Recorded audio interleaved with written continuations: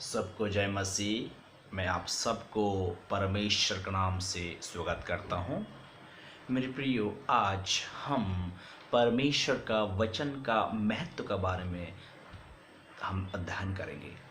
ये जो परमेश्वर का वचन है, इसका महत्व क्या है? What is the important of the word of God?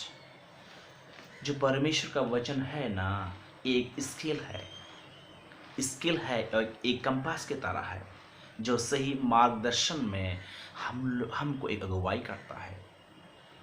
आमीन। अगर आपके पास ये परमेश्वर का ज्ञान या परमेश्वर का वचन को इस्तेमाल करने का तरीका, सही स्किल आपके पास नहीं है, तो आपका जीवन एक नरकीय जीवन बनने में देरी नहीं होगा। So it is very important how to use the word of God in our daily life in every situation of our mind. ये हर एक परिस्थिति में मन में जो भावना, जो सोच उत्पन्न होता है, तो उसी उत्पन्न अनुसार में अगर आपका परमेश्वर का वचन कैसे इस्तेमाल करना है आपको नहीं पता है या नहीं जानते हैं, तो आपका जीवन एक असफलता जीवन बनने में जब देरी नहीं होगा। मेरे प्रियो, जैसे जैसे वचन में लिखा है, the book of Hosea chapter 4 verse 6, इस प्रकार लिखा है कि मेरी प्रजा ईश्वरीय ज्ञान ना होने के कारण नाश हो जाते हैं। My people are being destroyed because of lack of knowledge. ईश्वरीय ज्ञान ना होने के कारण मेरी प्रजा नाश हो जाते हैं। तो यही परमेश्वर का वचन जो है, जो परमेश्वर की ओर से दी गई एक गिफ्ट है परमेश्वर की ओर से, तो इसको इस्तेमाल करना हम लोगों को जीवन में और हमारा दैनिक जीवन में, एवरीडे लाइफ में एक बहुत इम्पोर्टेंट रोल निभाती है।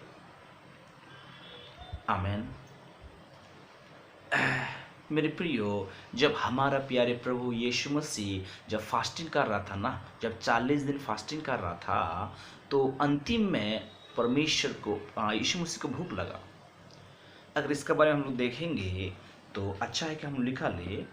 अगर आपके पास वचन बाइबल है तो आप निकाल सकते हैं, और नहीं तो इस वचन को आप नोट कर सकते हैं। The book of Matthew chapter 4 verse 2 to 3. The book of Matthew chapter 4 verse 2 to 3. इस प्रकार लिखा है यहाँ पर, वह 40 दिन और 40 रात निराहार रहा, अंत में उससे भूख लगी। तब परखने वाले ने पास आकर उससे कहा, यदि तू परमेश्वर का पुत्र है तो कह दे कि ये पत्थर रोटियां बन जाए। उसने उत्तर दिया कि लिखा है कि मनुष्य केवल रोटी ही से नहीं, परंतु हर एक वचन से जो परमेश्वर के मुख से निकलता है जीवित रहेगा। हालेलुया। मेरे प्रियो, जब हमारा प्यारा यीशु फास्टिंग में था, तो अंतिम में परमेश्वर को भूख, यीशु मसीह को भूख लगा। तो जो शैतान परखने वाला उसके पास आया। यहाँ पर एक रेवलेशन ये आता है कि शैतान जो है वो फिगर में नहीं आता है, वो आपका मन में डालता है। और जैसे मध्य आकाश में रहने वाले उन तमाम अंधकार का सत्ता जो है मनुष्य को कंट्रोल में करता है, मनुष्य का भावनाओं को वो नियंत्रण करता है। वो चाहता है कि आप निराशा में रहे, वो हमेशा चाहते कि अशांति में रहे, ताकि आप परमेश्वर का योजनाओं को आपका जीवन में ना होने पाए। और आप जब अशांति में रहते हैं तो आप परमेश्वर का महिमा नहीं कर पाते। उसका एजेंडा यही है कि आप अशांति में रहे। तो यहाँ पर कि शैतान का जो यीशु मसीह का सोच में डाला कि लिखा है, कहा कि अगर तू परमेश्वर का पुत्र है तो कहो ये पत्थर जो रोटी बन जाए। लेकिन यीशु मसीह का पास तो ये प्रभु को धन्यवाद हो कि यीशु मसीह के पास परमेश्वर का वचन था और कहा नहीं, मनुष्य केवल रोटी से नहीं वरन परमेश्वर के हर एक बात जो उसका मुख से निकलता है उससे जीवित रहेगा। तो ये शैतान जो है उसका मन में डाला कि तुम कहो रोटी, ये रोटी जो है पत्थर बन जाए, और ये जो रोटी है, ये जो पत्थर है, ये रोटी बन जाए। लेकिन हमारा प्यारे यीशु जो है वो वचन से लड़ाई किया। तो मेरे प्रियो, तो शैतान जो है आपका भावनाओं को कंट्रोल में लाता है। वो फिगर में आपको नहीं आएगा कि आपको जो है एक अस्त्र लेकर आएगा, आपको ये करेगा, कहो नहीं करो तो मार दूंगा, ऐसा नहीं आता है। क्योंकि वो अदृश्य शक्ति है, वो मुद्दा आकाश में रहने वाले मनुष्य को, भावनाओं को जो है कंट्रोल में करता है। थैंक गॉड कि हमारा प्रभु यीशु जो है परमेश्वर का वचन था और शैतान से लड़ाई किया। आमेन। तो मेरे प्रियो, ये परमेश्वर का वचन जो है एक स्किल है। किधर जाना है, इधर ना इधर। तो सही मार्गदर्शन करने के लिए इस स्केल और एक कंपास एक बहुत भूमिका निभाती है। It's play important role in our life in every situation of our thought. Not एक दो, हर एक भावनाओं में जो आते हैं, भावनाओं में जो खेल खेलता है। हालेलुया। जैसे अगर आप हस्बैंड वाइफ हो, अगर आप पति पत्नी हो, आप मैरिज लाइफ हो, तो अगर आपके पास परमेश्वर का वचन को कैसे इस्तेमाल करना है नहीं जानते हैं, तो आपका मैरिज लाइफ एक नरकीय लाइफ बनने में देरी नहीं होगा। सपोज आप पति पत्नी का बीच में कुछ मैटर में ले आपके बारे में झगड़ा हो रहा है, कुछ चीज़ों के लिए आपका दोनों में झगड़ा हो रहा है। तो झगड़ा होते होते आप दोनों में कुछ समय के लिए अलग हो जाते हैं।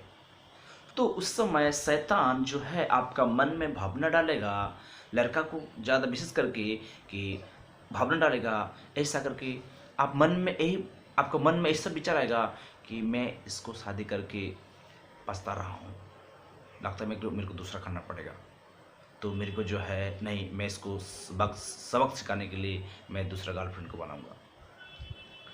इधर भी जो आपका पत्नी है उसका मन में खेल कर रहा है कि नहीं, मैं, उसका मन में जो शैतान है उसको बुला रहा है कि नहीं, मैं इसको शादी करके पछता रहा हूँ, मैं इसको ये करूँगा, ये जो है अलग हो जाएंगे तो ऐसा हो जाऊँगा, ऐसा हो जाऊँगा।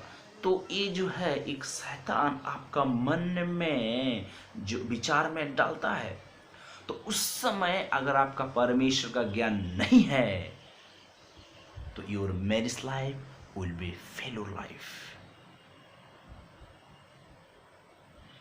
मेरे प्रियो, ऐसा मेरे 2-3 दोस्त है जो कुछ साल पहले वो लोग मैरिज हुआ, उसका मैरिज हुआ है, दोनों हस्बैंड वाइफ। एक साल भी नहीं,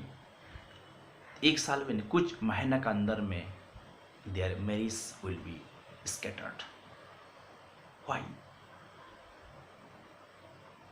Why? Because they have the Bible, they have the word of knowledge, but how to use in the skill they don't know.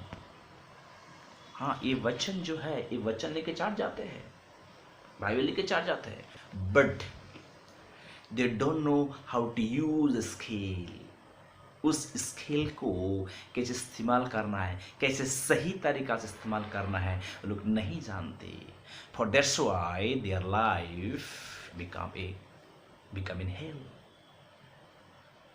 Now still they are separated. अभी तक जो है अलग अलग है।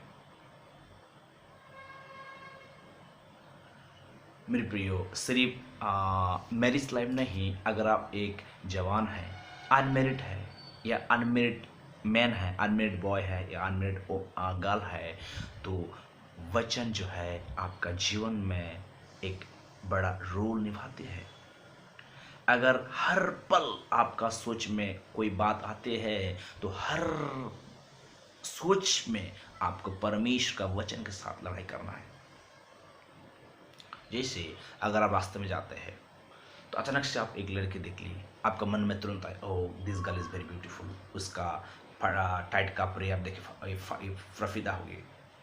बट उस समय आपको वचन नहीं लिखा है तू व्यभिचार ना करना, लिखा है तू चोरी ना करना, तू व्यभिचार नहीं करना, लिखा है तू फरगमन स्त्री के पास ना जाना। तो इस तरह से जो है परमेश्वर का वचन को इस्तेमाल करते करते करते करते आपका मन जो है एक सही डायरेक्शन में जाने में मदद करता है। और जो इधर से जो तीर, जो शैतान जो तीर मारता है ना, वो आपको स्पर्श करने में वो तो आएगा, लेकिन फिर रिटर्न चला जाएगा, क्योंकि आप उसको अलाउ नहीं करते हैं। जैसा परमेश्वर लिखा है, परमेश्वर के वचन में लिखा है कि तू शैतान को मौका नहीं देना, तो शैतान को मौका मत दो।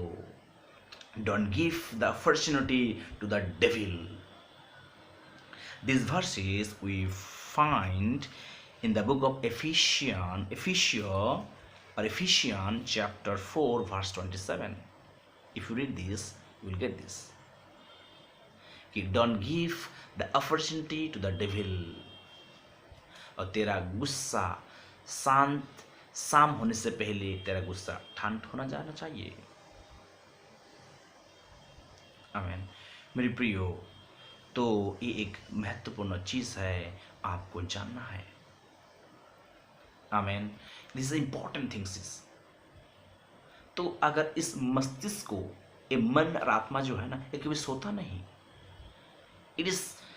It never sleep. ये हमेशा जो है, वचन कहता है कि मन में एक असाध्य रोग लगे रहता है, ये कभी सोता नहीं। आप जो सोते हैं रात में, उस समय भी एक काम करते रहता है। This is working. तो इस सिचुएशन में आपका परमेश्वर का वचन जो है एक ग्रेट रोल निभाते हैं, आपको सही मार्ग में ले जाने के लिए। हालेलुया। तो हर पल परमेश्वर कहता है be filled with the Holy Spirit, tongues, pray in tongues. अगर आपके पास अन्य भाषा का वरदान है तो आप हर दिन मिनिमम 1 घंटा अन्य भाषा में प्रार्थना करें। हालेलुया। रिखा था रामा शिखी, उस समय वचन को डालिए मन में। लिखा है इसमें। Hallelujah. Then your life will be a heavenly life on this earth. आपका जीवन जो है एक स्वर्गमय जीवन इस धरती में बन जाते हैं, और एक परमेश्वर की ओर से एक महान शांति जो है आपका जीवन में समा होगा। हालेलुया। क्योंकि परमेश्वर अपना लोगों के लिए अपना शांति रख छोड़ा है। वो शांति, और जो शांति है परमेश्वर उन लोगों को देता है जो अपना वचन में स्थिर रहता है, बन रहता है। आमीन। मेरे प्रियो, ये जो वचन है वो इम्पोर्टेंट है, इसको आप जानना है। हालेलुया। मेरे प्रियो, आज का वचन में यही है। तो परमेश्वर अपना वचन में आशीष करे और परमेश्वर आपको आशीष करे। सबको जय मसीह। आमीन।